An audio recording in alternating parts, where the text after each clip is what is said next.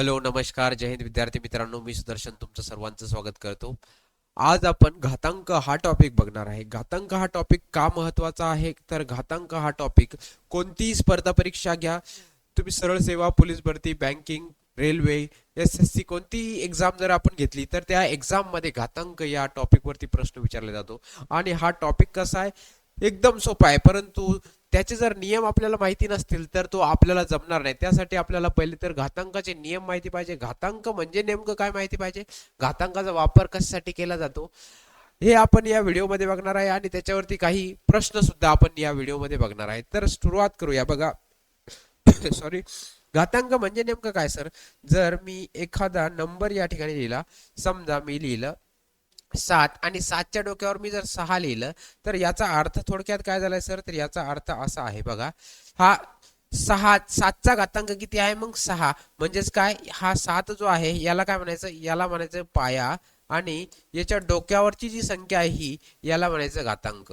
Okay, clear झाला असेल तुम्हाला घातांक. आणि घातांक कशाला म्हणायचं, जर नंबर आहे, नंबरच्या डोक्यावर जर समजा असा 6 दिलाय, 2 दिलाय, काही दिला असेल, 1 दिलाय, 3 दिलाय, तुम्ही बघत असेल, तुम्ही बघा, तुम्ही असं नेहमी बघता 7चा वर्ग लिहिला म्हणजे 7चा घातांक 2 आहे. 7चा वर्ग लिहिला म्हणजे थोडक्यात काय आहे तर 7चा वर्ग जर मी लिहिला तर याचा अर्थ काय होतो, तर 7चा घातांक 2 होतो. म्हणजे काय होतो, 7चा घातांक 2. हा काय झाला तुमचा पाया, आणि हा काय झाला तुमचा घातांक. क्लिअर झाला असेल तुम्हाला. तर याचा अर्थ नेमका काय होतो, जर समजा मोठी संख्या, आता अशा प्रकारे लिहू शकतो आपण. कसं, जर समजा मला मोठी संख्या आहे, खूप सारे झिरोज त्याला लागलेले आहे, जसं की या ठिकाणी मी असं म्हटलं, समजा असं असेल, 7 वर किती शून्य दिले आपण, तर 7 वर बघा मी असे 5 शून्य दिले. 7 वर जर समजा मी 5 शून्य दिले, तर मग मला याला कमी जागेमध्ये जर लिहायचं असेल तरी सुद्धा आपण याला लिहू शकतो. कसं काय, घातांकाचा वापर करून लिहिता येईल का, लिहिता येते. बघा, 7 गुणिले काय करायचं, तर किती, 1 2 3 4 आणि 5, मग काय करणार, 5 10 लिहिणार, आणि 10च्या डोक्यावरती काय करायचा, 5 लिहायचा. याला तुम्ही अशा प्रकारे सुद्धा लिहू शकता. 7चा घातांक किती, 7 गुणिले 10चा घातांक 5, याचं जर आपण उत्तर काढलं तर किती मिळेल मला, ही वरची संख्या मिळणार आहे. किती आहे, एकक, दशक, शतक, हजार, 10,000, लक्ष, म्हणजे 7 लाख. 7 लाखला मी असं सुद्धा लिहू शकतो, कमी जागेमध्ये लिहू शकतो. जर समजा याच्यावरती 15 जरी शून्य दिले मी, तरी सुद्धा मी काय लिहू शकतो, मग 7चा घातांक 7 गुणिले 10चा घातांक 15 असं लिहिण्यासाठी सुद्धा याचा वापर केला जातो. परंतु जनरली याच्यावरती प्रश्न कसे असतात सर, ते आपण बघूया.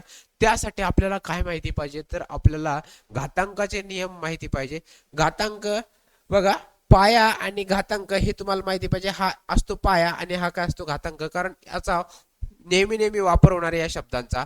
म्हणजेच कसा, तर आपण बघूया. आपण पाया समान असताना घातांकाची बेरीज होते, मी असं म्हणणार आहे, केव्हा, परंतु गुणाकारामध्ये. आता त्यासाठी आपल्याला नियम बघावा लागेल. हे नियम तुम्हाला माहिती पाहिजे. तर पहिला नियम कोणता आहे, तर पहिला नियम बघा, गुणाकाराचा नियम आहे.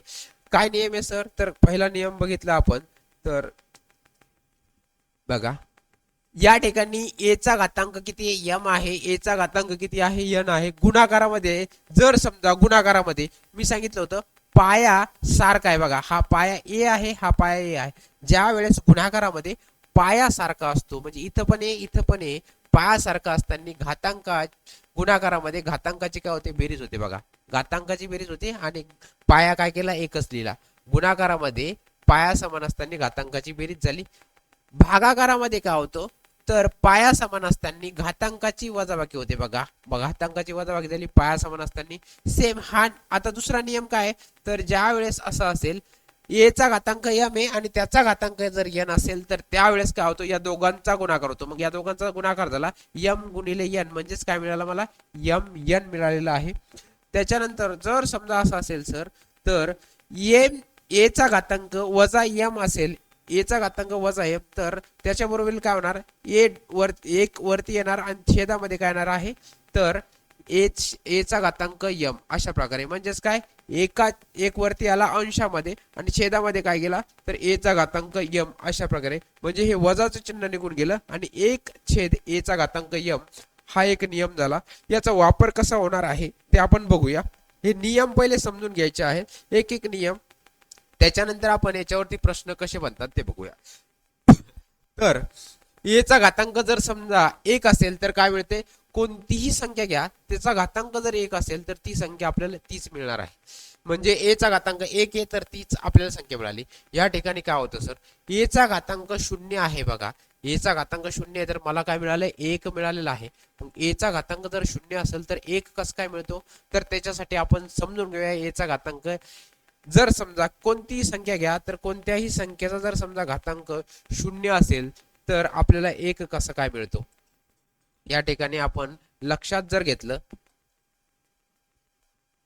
तर त्यासाठी 2-3 नियम लागतात. कोणते नियम आहे, समजा सर ए चा घातांक 0 असेल तर याचा बरोबर 1 कस काय आला, तर यासाठी आपण एक नियम लावणार आहे. कोणता, भागाकाराचा नियम. मी याला असं लिहू शकतो बघा, काय लिहू शकतो, तर ए चा घातांक 2 वजा 2. मला सांगा ए चा घातांक 2 वजा 2 का बरं लिहिलं, मला सांगा. 2 वजा 2 म्हणजे काय, तर 2 मधून 2 गेले तर किती मिळणार आहे, मला 0 मिळणार आहे. मग 2 मधून 2 गेले म्हणून 0 मिळणार आहे. म्हणून याच्या बरोबर याला हे लिहू शकतो मी, काय लिहू शकतो बघा, ए चा घातांक 0 बरोबर काय रे, तर ए चा घातांक 2 वजा 2. म्हणून मी काय केलं, याच्या जागी हे लिहिलं. मग त्या ठिकाणी काय मिळतं, आता इथं जर मी लक्षात घेतलं तर एक नियम लागतो आपल्याला. कोणता नियम लागतो, तर तो नियम हा लागतो बघा, पाया समान असताना घातांकाची वजाबाकी झाली केव्हा रे, भागाकारामध्ये. मग मी याला असं लिहू शकतो, याला मी असं लिहिणार आहे, ए चा घातांक यम वजा यन बरोबर काय मिळालं मला, तर बरोबर असं मिळते बघा. आपण तो जो नियम बघितला होता तो उलटा लिहायचा आहे फक्त. कसा, तर ए चा घातांक यम भागिले ए चा घातांक यन, हा नियम बघितला होता आपण दुसरा. या नियमाच्या आधारावर फक्त मला हे दिसतं इकडे बघा, ए चा घातांक यम वजा एन. तुम्ही म्हणसाल सर इथं यम आहे इथं एन आहे, हे 2 आणि 2 सारखंच आहे, तुम्ही घेऊ शकता तशा प्रकारे. तर इथं काय मिळाला मला, यम वजा एन मिळाला. मग मी याला काय लिहिणार आता, याला मी असं लिहू शकतो बघा, ए चा घातांक, याला मी या पद्धतीने लिहिणार, मग याला सुद्धा या पद्धतीने लिहितो. मग काय करणार, तर ए चा घातांक यम भागिले ए चा घातांक, सॉरी ए चा घातांक यम भागिले ए चा घातांक 2 भागिले ए चा घातांक काय दिला आपला, तर 2. मग तुम्ही याला कसं लिहू शकता बा, तर तुम्ही याला असं लिहू शकता, ए चा घातांक 2 भागिले ए चा घातांक 2. आता जर एक गोष्ट लक्षात येते मला, तर याला जर भागलं तर काय होतं रे, कट होऊन जातो. मग उत्तर किती आलं आपलं का, 1/1 मिळाला मला. 1/1 म्हणजेच काय सर, तर 1. मग बघा याचं उत्तर काय मिळालं आपल्याला, 1 मिळालेलं आहे. मग हे या ठिकाणी काय झालं, प्रूफ झालं बघा. ए चा घातांक 0 बरोबर किती मिळाला, 1 मिळाला. मग ए चा घातांक 0 बरोबर 1 कसा मिळाला, तर या नियमाचा वापर करून आपण ए चा घातांक 0 बरोबर 1 असं काढलेलं आहे. क्लिअर झालं असेल तुम्हाला. हा नियम खूप महत्वाचा आहे. बऱ्याच जणांना प्रश्न पडतो, सर ए चा घातांक 0 बरोबर 1 कस काय लिहितो, तर या पद्धतीने त्याला आपण लिहू शकतो. आता बघणार आहे आपण प्रश्न लास्ट वाला बघा. या ठिकाणी आता हा नियम आपला झाला, हा नियम सुद्धा झाला. याला कसं करता येईल, आता ज्यावेळेस ए चा घातांक ए छेद बी असेल, याचा घातांक यम असेल, तर त्याला तुम्ही सेपरेट घातांक तुम्ही देऊ शकता. ए चा घातांक यम लिहिला, बी चा घातांक एन लिहिला. सर हे काय, ही जी असते टोपी त्याला काय म्हणतात, कर्णी चिन्ह म्हणतात. या टोपीमध्ये जर एन असेल तर तो काय होणार, छेदामध्ये येणार, आणि हा डोक्यावरचा यम काय वरती जाणार आहे. अशा प्रकारे तुम्ही याला लक्षात ठेवू शकता. ओके आहे. आता जाऊया आपण प्रश्नावरती. मग हा प्रश्न जर असेल तर कसा सॉल्व्ह करायचा आहे, तर हा प्रश्न बघा काय दिलाय, ज्या वेळेस असं दिला असेल, कोणता नियम लागू शकतो सर, इथं गुणाकारामध्ये पाया समान असते बघा. इथं गुणाकार आहे, इथं गुणाकार आहे, म्हणजे 2 आहे आणि इथं 2 आहे. गुणाकारामध्ये काय पाया समान असताना घातांकाची काय होते, बेरीज होते. कोणता नियम आहे, पहिलाच नियम आहे बघा. म्हणजेच काय, तर ए चा घातांक यम गुणिले ए चा घातांक यन. याचं उत्तर काय येतं, तर याचं उत्तर येते ए चा घातांक यम अधिक यन. मग मी याला असं लिहू शकतो का बघा, वरच्याला कसं लिहू शकतो, वरच्याला आणि खालच्याला मी असं लिहू शकतो. काय मिळणार, तर 2 चा घातांक बघा, हे गुणाकारामध्ये बघा, मग काय पाया समान आहे, घातांकाची काय करा, बेरीज करा. 4 अधिक किती मिळाला मला, 3 मिळाला. त्याच्यानंतर काय, तर 2 चा घातांक 5 अधिक 2 बघा, कोणता नियम वापरला, तर गुणाकाराचा नियम वापरला. मग याला कसं लिहिता येईल आता, यल लिहिता येईल 2 चा घातांक 7, 2 चा घातांक 7 या दोघांची बेरीज केली बघा, 2 चा घातांक 4 आणि 3 किती झाला तुमचा 7, छेदामध्ये किती आला 2 चा घातांक किती मिळाला सर, या ठिकाणी सुद्धा 5 आणि 2 किती मिळाला 7 मिळाला, 5 आणि 2 7. मग काही करायची गरज आहे का बघा, या ठिकाणी जर मी बघितलं 2 चा घातांक 7 आणि 2 चा घातांक 7 म्हणजे सारखी संख्या आहे, मग हे काय होणार आहे डायरेक्ट कट होऊ शकतं, किंवा जर नियम एक लावला भागाकाराचा तरी सुद्धा ते काय होणार आहे या ठिकाणी आपल्याला उत्तर सेमच भेटेल. हे डायरेक्ट याचं उत्तर किती येणार आहे, सारखं सारखं आहे सर, हे कट होऊन जाणार आहे, 1/1 मिळेल मला, 1/1 म्हणजेच किती आलं याचं उत्तर, तर 1 आलेलं आहे.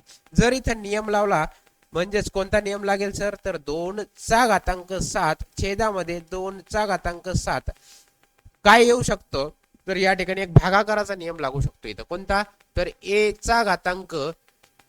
a/m भागिले a/n बरोबर a/घातांक किती मिळेल मला, तर a/घातांक m वजा n मिळेल. मग काय होऊ शकतं, तर या ठिकाणी पहा 2 चा घातांक काय मिळेल 7 वजा 7 मिळेल. बघा भागाकारामध्ये याला आपण काय करू शकतो, भागाकारामध्ये लिहितो बरं का, हे आहे असं आहे म्हणजेच काय सर, तर याला आपण भागाकारामध्ये असं सुद्धा लिहू शकतो, a/घातांक m भागिले a/घातांक n, याला असं लिहिलं. सेम हे आणि हे सारखं आहे, हे दोन्ही पण काय आहेत सारखे आहेत, म्हणून याला मी डायरेक्ट असं लिहिलं. मग 2 चा घातांक किती आला आपला, तर 2 चा घातांक 0 मिळाला मला. मग 2 चा घातांक 0 म्हणजे काय सर, तर कोणत्याही संख्येचा घातांक जर 0 असेल तर त्याचं उत्तर किती येते रे, 1 येते. आपण पहिलाच नियम बघितला होता, कोणता नियम होता तो, तर तो नियम होता a/घातांक 0 बरोबर किती आहे 1 आहे. हा नियम तुम्हाला लक्षात आला पाहिजे. या ठिकाणी तुमच्या लक्षात आला असेल, मी डायरेक्ट इथं उत्तर किती लिहिलं होतं 1 लिहिलं होतं, त्या बघा नियम लावला तरी सुद्धा त्याचं उत्तर किती मिळालं आपल्याला 1. हा प्रश्न खूप महत्वाचा होता, हा प्रश्न तुम्हाला समजला असेल, एक्झामला अशा प्रकारचे प्रश्न विचारले जातात. दुसरा प्रश्न बघूया काय दिलंय सर, तर अशा प्रकारचा प्रश्न आहे 2 चा घातांक कंसात x वजा 1 अधिक 2 चा घातांक x अधिक 1 अशा प्रकारचा प्रश्न आहे. मग या ठिकाणी कोणता कोणता नियम लागणार, आता याला कसं लिहू शकतो मी, याला असं लिहू शकतो बघा 2 चा घातांक बघा 2 चा घातांक x वजा 1, याला काय लिहिता येईल, याला जर समजा मी आता हा भागाकारामध्ये, याला भागाकारामध्ये म्हणजे काय वजाबाकी म्हटल्यानंतर नियम कोणता लागेल, भागाकाराचा नियम लागेल. मग भागाकारामध्ये असं लिहिता डायरेक्ट आपण लिहून घेऊ, कसं लिहायचं, तर 2 चा घातांक x छेदामध्ये 2 चा घातांक 1 कोणता नियम लागला, भागाकाराचा, कारण वजा होतं त्याच्या उलट लिहिलं, भागाकारात लिहिलं. मग अधिकचं चिन्ह द्या, त्यानंतर याचं काय होणार आहे, तर याचं होणार आहे 2 चा घातांक, आता इथं कोणता नियम लागेल, प्लस हे म्हटल्यानंतर गुणाकाराचा नियम लागेल. मग x अधिक, या ठिकाणी अधिक आहे, गुणाकाराचा नियम लागला, 2 चा घातांक 1 अशा प्रकारे लिहू शकतो. बरोबर किती मिळाला मला 320. दोन्ही नियम या ठिकाणी सोबत लागलेले आहेत. बघा हा वजा होता, तर हे वजाचा जे आहे या ठिकाणी सर आम्हाला नाही समजलं तरी याचा नियम कसा लागतो बघा, a/घातांक थोडक्यात काय, तर या ठिकाणी असं आहे a/घातांक m वजा n, याला फक्त उलट लिहिलं, कसं लिहिलंय a/घातांक m भागिले a/घातांक n, यालाच मी कसं लिहू शकतो, तर यालाच असं लिहू शकतो a/घातांक m भागिले a/घातांक n. बघा मी डायरेक्ट हे इथं लिहिलेलं आहे, अशा प्रकारे तुम्हाला दिलंय प्रश्नामध्ये आणि त्याचं रूपांतर आपण अशा पद्धतीने केलेलं आहे. क्लिअर झालं असेल तुम्हाला आता आणि वजा या ठिकाणी गुणाकाराचं कसं काय केलं सर, तर गुणाकाराचं सुद्धा तेच काय, तर a/घातांक m गुणिले काय आहे, सॉरी अधिक मध्ये आहे पहिले, तर a/घातांक m अधिक n बरोबर काय, तर a/घातांक m गुणिले a/घातांक n. बघा याचं रूपांतर डायरेक्ट आपण याच्यामध्ये केलेलं आहे, इकडे लक्षात आलं असेल तुम्हाला, x/घातांक हे मी डायरेक्ट इथं लिहिलं, फक्त काय m च्या जागी x आहे, n च्या जागी 1 आहे. क्लिअर झालं असेल तुम्हाला. आता फक्त कॅल्क्युलेशन करायचं राहिलं, मग कॅल्क्युलेशन करूया. काय करता येईल सर, तर या ठिकाणी बघा आता हा 2 चा घातांक x 2 चा घातांक x काय करू शकतो, कॉमन घेऊ शकतो. मग राहिलं काय, तर 2 चा घातांक x कॉमन घेतल्यानंतर याच्यामध्ये काय राहतो, तर याच्यामध्ये 1/2 राहतो, इथं 1/2 राहिला, याला आपण पुढं का घेतलं, राहिला काय अधिक आणि हा 2 राहिला. बघा इथला हा x 2 चा घातांक x आणि हा 2 चा घातांक x कॉमन काढला, मग राहिला आपला 2 चा घातांक 1 इथं, बरोबर किती मिळाला मला 320 मिळाला. याची आपण अपूर्णांकाची बेरीज करू शकतो. अपूर्णांकाची बेरीज मला केल्यानंतर मला किती मिळेल, तर मला मिळणार आहे 4 4 आणि 1 झाला तुमचा 5/2 मिळाला, गुणिले 5/2 गुणिले नाही येणार, बरोबरचं चिन्ह 320 मिळाला मला. मग काय, तर या 5 न भाग देऊ शकतो बघा याला, या 5 न याला भागायचं, 5 न याला भागल्यानंतर किती मिळेल मला, तर 5 न भागल्यानंतर या ठिकाणी 5 सक 30 आणि 5 चूक 20 म्हणजे 64 मिळाला. म्हणजेच आपल्याला काय मिळते, 2 चा घातांक x बरोबर 64 गुणिले किती मिळाला, हा 2 भागाकारातला इकडे गेल्यावर काय होईल गुणाकारात, म्हणजे 64 गुणिले 2 किती मिळाला मग, तर 2 चा घातांक x बरोबर 64 गुणिले 2 म्हणजेच किती 128 मिळाला. मग या 128 ला का लिहितो सर मी, तर 128 ला असं लिहिता येईल बघा, 2 चा घातांक 7 लिहितात. 128 ला किती लिहितो, 2 चा घातांक 7. मग आता बघा इकडे पायासारखा झाला 2, इकडे पायासारखा झाला 2, मग किती मिळतो मला, x चा घातांक 7 मिळाला. किती मिळाला, सॉरी x बरोबर किती मिळणार आहे, x बरोबर 7. क्लिअर झाला असेल तुम्हाला, x बरोबर 7. हे समजणं महत्वाचं आहे. सर एवढा वेळ लागतो का, याला एवढा वेळ लागत नाही, परंतु पहिले समजून घ्या. समजून घेतल्यानंतर तुम्हाला हे प्रश्न ओरली होऊन जातात. याला वेळ लागत नाही, काहीच वेळ लागत नाही याला. 128 कस काय लिहिलं सर 7 चा घातांक, याचा अर्थ थोडक्यात काय आहे, तर 128 म्हणजे काय, ज्यावेळेस तुम्ही 2 चा 7 वेळेस गुणाकार करता, 2 गुणिले 2 गुणिले 2 गुणिले 2 गुणिले 2 गुणिले 2, किती वेळेस गुणाकार केला बघा, 2 दोन्ही 4, 4 दोन्ही 8, 8 दोन्ही 16, 16 दोन्ही 32, 32 दोन्ही 64, अजून 1 2 राहिला, म्हणजेच काय 64 दोन्ही किती मिळाला तुम्हाला, तर 64 दोन्ही 128. म्हणजेच किती वेळेस गुणाकार आहे बघा, 1 2 3 4 5 6 आणि 7. म्हणजे थोडक्यात काय सर, तर 2 चा घातांक 7 म्हणजेच काय 2 चा 7 वेळेस गुणाकार जेव्हा मी करेल तर तेव्हा किती मिळते मला, 128 मिळते. म्हणून मी या 128 ला 2 चा घातांक 7 लिहिला, आणि इथे बघा पायासारखा आहे म्हणून काय करायचं, घातांक बरोबर लिहू शकतो मी, x बरोबर काय मग 7 लिहू शकतो. मग याचं उत्तर काय आहे, आपल्याला इथं काढायचं काय होतं, तर याला आपल्याला या ठिकाणी काढायचं होतं x बरोबर किती, तर x बरोबर किती मिळाला मग आपल्याला, तर x बरोबर 7 मिळालेला आहे. हा प्रश्न खूप महत्वपूर्ण होता, समजला असेल. पुढचा प्रश्न, हा एक प्रश्न समजून घ्यायचा आहे. हा पण प्रश्न बऱ्याच वेळेस मुलं गोंधळून जातात की सर हा प्रश्न कसा करायचा आहे, मागचा जसा प्रश्न आहे सेम तसाच प्रश्न आहे.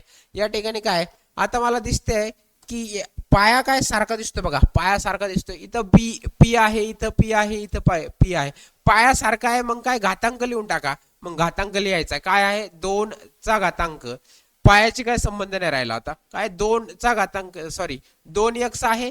आता इथं भागाकार आहे, घातांक घेतला तर भागाकाराचं रूपांतर कशात होणार आहे, वजाबाकीमध्ये. या ठिकाणी काय मिळाला मला, तर x अधिक 1 मिळाला. परंतु या ठिकाणी लक्षात घ्यायचं, कधी पण याला काय करावं लागेल, आपल्याला ब्रॅकेट द्यावं लागेल, कारण हे ब्रॅकेटमध्ये कंस द्यावं लागेल, कारण हा वजा चिन्ह या दोन्ही याला काय असणार आहे, गुणाकारामध्ये असणार आहे. बरोबरचं काय, तर बरोबर 4. बघा पाया आपण सोडून दिला, फक्त घातांकात लिहिलं. मग किती मिळेल मला, तर 2x हा वजा इकडे गुणाकारात गेला, वजा x, आणि हा वजा इकडे गुणाकारात गेला, किती मिळाला मला, तर वजा 1 मिळाला. बरोबर काय, तर 4. तर 2x वजा x बरोबर काय, तर 2x मधून x गेल्यानंतर मला x मिळणार आहे, अधिक बघा हा वजा जो आहे हा वजा इकडे गेला, मग काय मिळेल मला, बरोबर 4 अधिक 1, बरोबर किती मिळाला, 5 मिळाला. 4 ने 1 5, मग x बरोबर किती मिळालाय मला, 5 मिळालेला आहे. समजलं असेल तुम्हाला. अशा प्रकारे हे प्रश्न करायचे आहे. काही कठीण आहे का, काहीच कठीण नाहीये, एकदम सोपा आणि साधा प्रश्न होता. या ठिकाणी भागाकाराचा नियम लावला, ज्यावेळेस भागाकार असेल पाया समान असताना भागाकारामध्ये काय होतं रे, घातांकाची वजाबाकी होती, मग आपण या ठिकाणी घातांकाची वजाबाकी केली, आणि पाया समान असताना बरोबर चिन्ह आपण काय करू शकतो, घातांक बरोबर लिहू शकतो. तर तुम्हाला हा व्हिडिओ समजला असेल अशा प्रकारे. जर तुम्हाला हे प्रश्न समजले असतील तर व्हिडिओला लाईक करायचा आहे, चॅनलला सबस्क्राईब करायचं आहे, तुमच्या मित्रांना सुद्धा लिंक शेअर करायची आहे. अशाच प्रकारचे नवनवीन व्हिडिओज कॉन्सेप्ट तुम्हाला जर शिकायचे असतील तर कमेंट बॉक्समध्ये यस टाईप करायचं आहे. धन्यवाद, भेटूया पुढच्या व्हिडिओमध्ये.